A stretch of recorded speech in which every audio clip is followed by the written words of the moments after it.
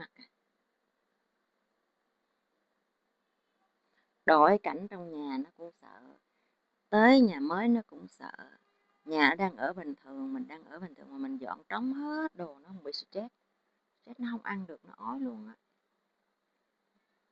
Mỗi lần chở nó ra ngoài đường về là nó muốn bệnh. Tội nghiệp nó ghê luôn á. Nhát gan, nhát gan, nhát gan.